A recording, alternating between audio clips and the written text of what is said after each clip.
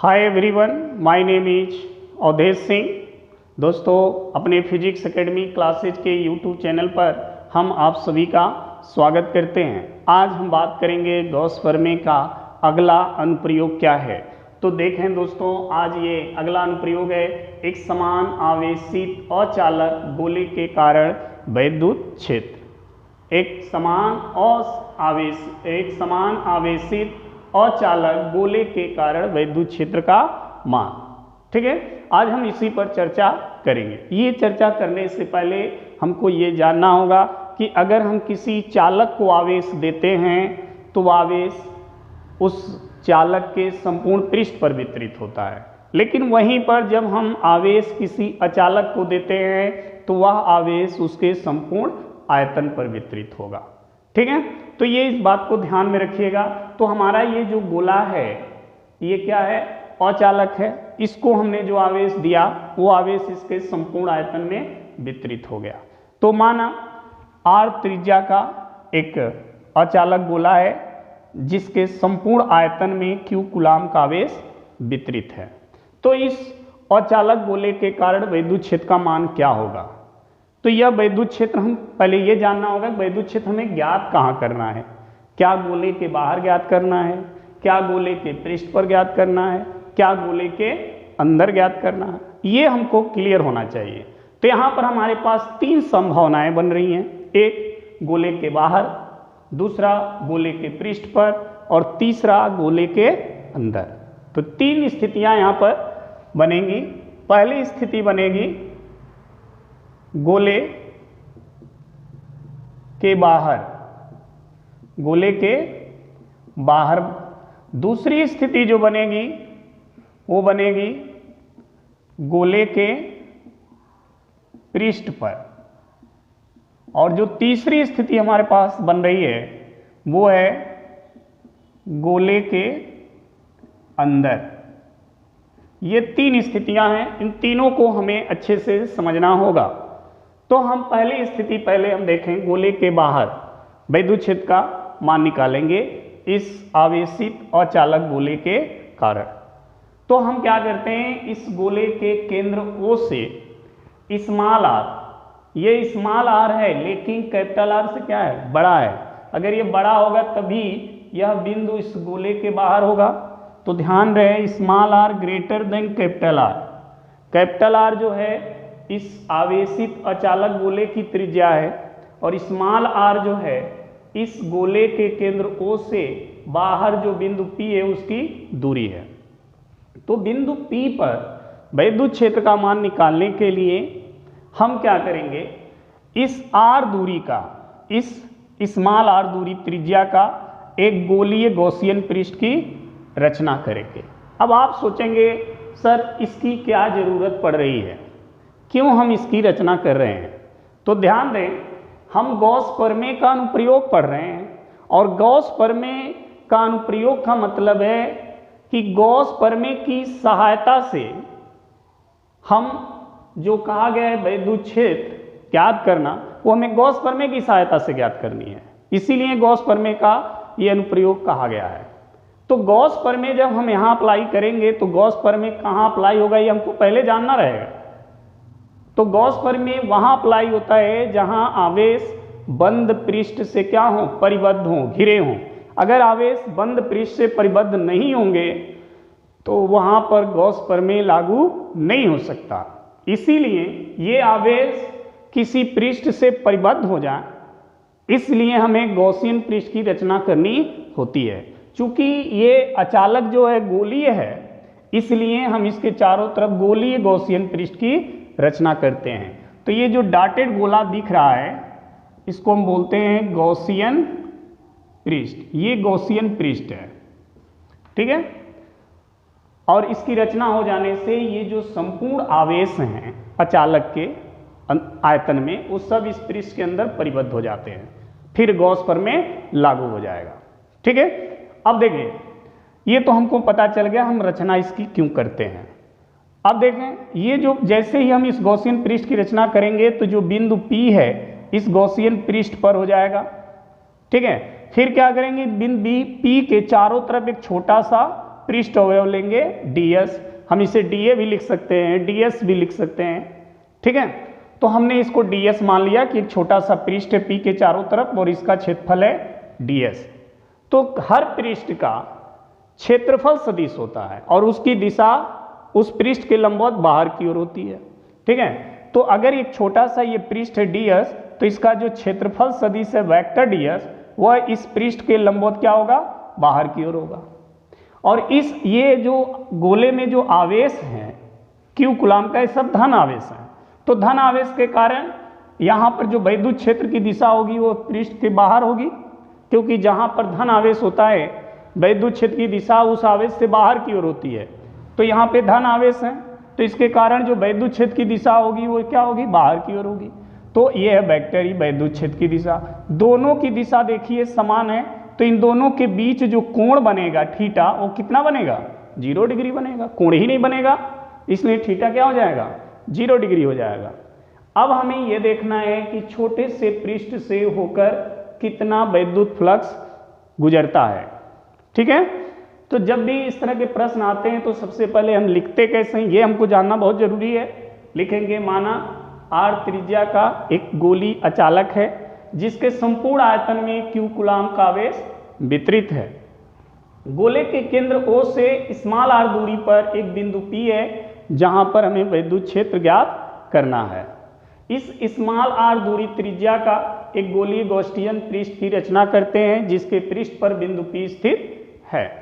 P के चारों तरफ एक छोटा सा पृष्ठ अवयव ds लेते हैं जिसका क्षेत्रफल सदिश क्या है, वेक्टर ds है, तथा वैद्युत क्षेत्र वेक्टर ही है। दोनों की दिशा समान होने से थीटा इक्वल टू 0 डिग्री है, ठीक है।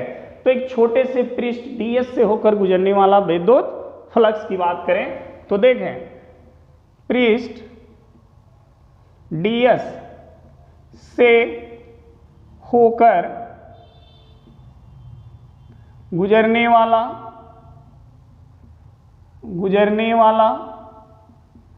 वैद्युत फ्लक्स, एक जो छोटा सा पृष्ठ है इससे होकर गुजरने वाला वैद्युत फ्लक्स। चूंकि पृष्ठ छोटा है तो वैद्युत फ्लक्स भी क्या होगा, छोटा होगा। वैद्युत फ्लक्स का फॉर्मूला क्या होता है, फाई इक्वल टू, देखें वैद्युत फ्लक्स का फॉर्मूला होता है phi equal to ds dot vector E, ये इसका फॉर्मूला है। और वैद्युत फ्लक्स यदि आपको नहीं समझ में आ रहा है तो पिछले वीडियो में हमारा वैद्युत फ्लक्स नाम से एक वीडियो बना हुआ है, आप वहाँ पे जाएं, उसको देखें, फिर आपको समझ में आएगा कि वैद्युत फ्लक्स है क्या और उसका सूत्र क्या है, ठीक है। हो सकता है कि वहाँ पर ds की जगह dA लिखा हो, यानी ये क्षेत्रफल को रिप्रेजेंट कर रहा है, क्षेत्रफल सदिश को, ठीक है। हमने यहाँ ds लिखा, हो सकता है वहाँ dA लिखा हो, तो वहाँ कंफ्यूज मत होइएगा, दोनों का सेंस एक ही है, ठीक है।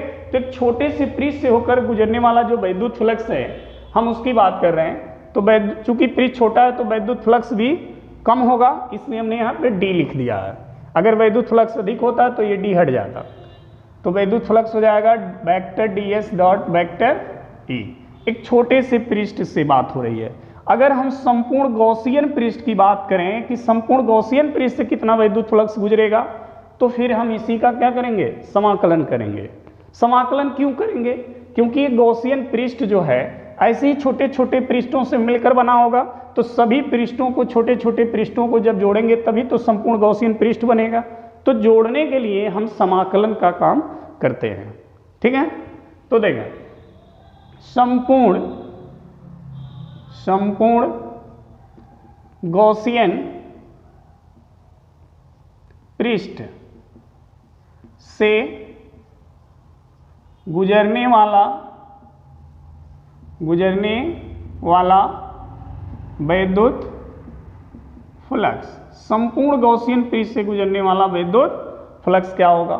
तो देखें दोनों तरफ क्या करेंगे, बंद समाकलन कर देंगे। बंद समाकलन क्यों, क्योंकि बंद पृष्ठ है इसलिए हम बंद समाकलन का प्रयोग करते हैं, वेक्टर ds डॉट वेक्टर ई। इसका समाकलन क्या हो जाएगा, फाई हो जाएगा। बट यहाँ पर जब समाकलन करेंगे तो पहले इसका सूत्र लिखेंगे। तो दो सदिशों का डॉट प्रोडक्ट फर्स्ट ईयर में हम लोग पढ़े होंगे कि दो सदिश अगर डॉट में है, जैसे vector a dot vector b अगर है तो हम क्या लिखते हैं, ए बी कॉस थीटा। यहाँ भी उसी तरह का vector dot D vector D S dot vector ई है, तो इसको हम क्या लिख सकते हैं, D S E cos theta. चूंकि थीटा कितना है 0 डिग्री, यहाँ देखें थीटा का मान क्या है 0 डिग्री, तो कॉस 0 का मान क्या हो जाएगा 1, यानी इसकी वैल्यू 1 हो जाएगी। तो बचा क्या, फाई इक्वल टू बचा close integral D S E को हम बाहर कर दें इंटीग्रल से तो क्या बना डी एस, और क्लोज इंटीग्रल डी एस का मतलब है कि इस संपूर्ण गॉसियन पृष्ठ के क्षेत्रफल से। तो संपूर्ण गॉसियन पृष्ठ गोली है, तो गोले का क्षेत्रफल क्या होता है, गोले का जो क्षेत्रफल है वही क्लोज इंटीग्रल डी एस का मान है, तो हो जाएगा 4 पाई आर स्क्वायर, और ये इक्वेशन बन गया फर्स्ट। यहाँ पे हम गॉस प्रमेय का अनुप्रयोग पढ़ रहे हैं, चूंकि गॉस प्रमेय हमें यहाँ लागू करना होगा, तो फिर लिखेंगे गॉस प्रमेय से, गॉस प्रमेय से, गॉस प्रमेय में क्या होता है, फाई इक्वल टू होता है Q upon epsilon not, sorry ये देखिएगा क्यू है क्यू अपान एप्सिलॉन नॉट, और ये हो गया इक्वेशन सेकंड। समीकरण 1 और 2 से, दोनों समीकरण को अगर देखें दोनों का लेफ्ट साइड इक्वल है तो राइट साइड इक्वल होगा, तो देखें क्या हो जाएगा, ई ब्रैकेट में 4 pi r square equal to q upon epsilon, E equal to क्या हो जाएगा, इसको आप उधर भेजेंगे तो हो जाएगा 1 upon 4 pi epsilon naught q by r square. ठीक है, तो बिंदु P पर वैद्युत क्षेत्र का मान इतना होगा। तो ये हमारा पहला स्थिति जो संभावना बन रही थी गोले के बाहर वैद्युत क्षेत्र का, वो निकल गया। ठीक है, दूसरी संभावना क्या है, गोले के पृष्ठ पर वैद्युत क्षेत्र क्या होगा, अर्थात ये बिंदु P अगर इस गोले के पृष्ठ पर हो तो कितना वैद्युत क्षेत्र होगा। तो देखें दूसरी स्थिति, यदि बिंदु P कहाँ हो, गोले के पृष्ठ पर हो, कहाँ हो, पृष्ठ पर हो, तो जब पृष्ठ पर होगा तो स्मॉल आर कैपिटल आर के क्या हो जाएगा, बराबर हो जाएगा। अगर ये बिंदु यहाँ आ जाए तो ये दूरी किसके बराबर हो जाएगी, कैपिटल आर के, और जैसे ही कैपिटल आर के बराबर होगी तो विद्युत क्षेत्र क्या हो जाएगा 1 upon 4 pi epsilon naught q by, small are capital R के बराबर हो गया, यहाँ स्मॉल आर है उसके जगह क्या रख देंगे कैपिटल आर, तो हो जाएगा कैपिटल आर स्क्वायर। तो गोले के पृष्ठ पर विद्युत क्षेत्र का मान इतना हो जाएगा। ठीक है, पृष्ठ पर। अब आते हैं तीसरा, गोले के अंदर। तीसरा जो बात है अब उसको हम देख लें। अगर हम ये मान लें कि ये P यहाँ न होकर के गोले के अंदर आ गई और O से कितनी दूरी पर आ गई, R दूरी पर। ठीक है, तो लिखें यदि बिंदु P गोले के अंदर, गोले के अंदर O से R दूरी पर स्थित है, तो जैसे ही R दूरी पर स्थित करेंगे तो फिर इस R त्रिज्या का एक गोलीय गॉसियन पृष्ठ की रचना करेंगे, ताकि ये बिंदु P जो है अंदर, जो बिंदु P है वह इस गोलीय गॉसियन पृष्ठ पर स्थित हो जाए, जैसे ये बिंदु P गॉसियन पृष्ठ पे था। तो उसी तरह इसके अंदर इस R दूरी का एक हम गोला बनाएंगे ताकि ये पृष्ठ पर हो जाए। ठीक है, तो R दूरी के त्रिज्या के बराबर गॉसियन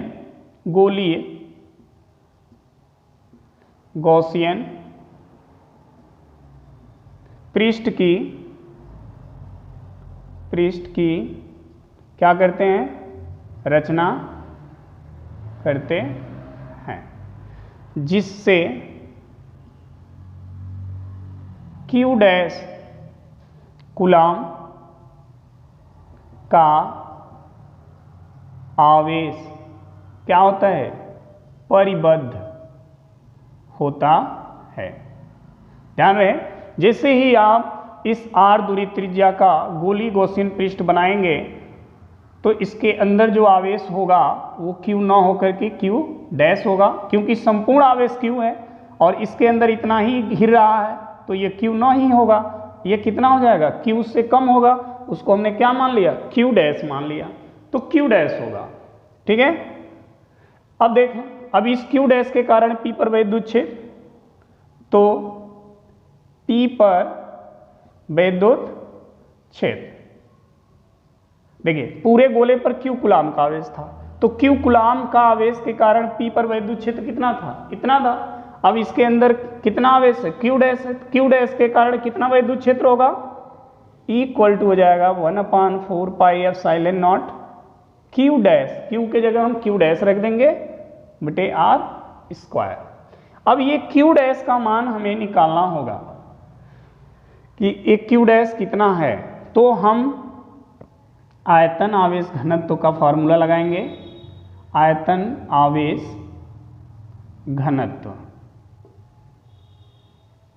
घनत्व से आयतन आवेश घनत्व रो बराबर होता है आवेश बटे आयतन, तो बड़े वाले गोले का आवेश Q बटे बड़े वाले गोले का आयतन 4/3 पाई R Q। ध्यान रखिएगा, गोले के आयतन का फॉर्मूला ही यही होता है 4/3 पाई R Q। चूंकि बड़ा वाला ये वाला गोले की बात हो रही है तो इसकी त्रिज्या क्या है, कैपिटल R है, तो कैपिटल R रहेगा यहाँ। ये बराबर होगा छोटे वाला इसके अंदर जो गोला है Q डैश बटे छोटे वाले गोले का आयतन ये। अब देखिए दोनों बराबर क्यों हो रहे हैं, क्योंकि छोटा वाला गोला बड़े वाले गोले का ही भाग है, तो जो आयतन आवेश घनत्व तो बड़े वाले का होगा वही आयतन आवेश घनत्व छोटे वाले का भी होगा। ठीक है, आयतन आवेश घनत्व नहीं चेंज होगा, इसलिए दोनों बराबर होंगे। अब दोनों तरफ देखें 4/3 पाई क्रॉस कर दें तो बचा क्या हमारे पास, बचा है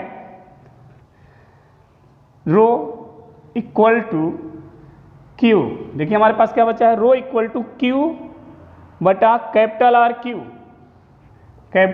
Q बराबर Q डैश बटे स्मॉल r Q। ठीक है, यहां से अगर हम Q डैश निकालें तो Q डैश बराबर इसका इधर गुणा कर देंगे तो क्या आएगा, Q R Q बटे कैपिटल R Q। और ये Q डैश का जो मान है वो इसमें क्या करें, हम रख दें, तो तब E क्या हो जाएगा, तब E बराबर हो जाएगा 1/4 पाई एप्सिलॉन नॉट। ठीक है, और Q डैश के जगह हम ये वैल्यू रख दें तो Q स्मॉल r Q बटे कैपिटल R Q, ये Q डैश का मान हो गया बटे R स्क्वायर।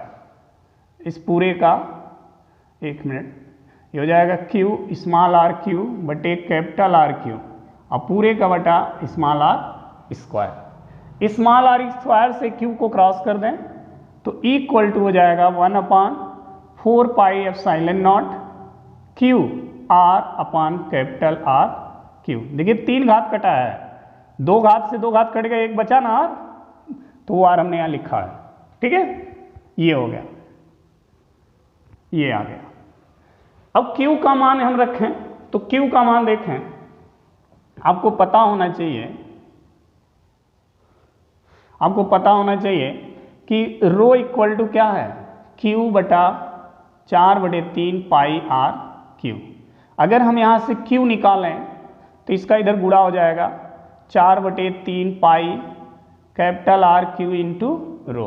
अब ये Q का मान यहाँ पर आप क्या करो, रख दो, तो E बराबर क्या आएगा 1/4 पाई एप्सिलॉन नॉट, और ये मान जब Q की जगह आप रखोगे 4/3 पाई R Q इंटू रो, फिर इंटू स्मॉल r बटे कैपिटल R Q।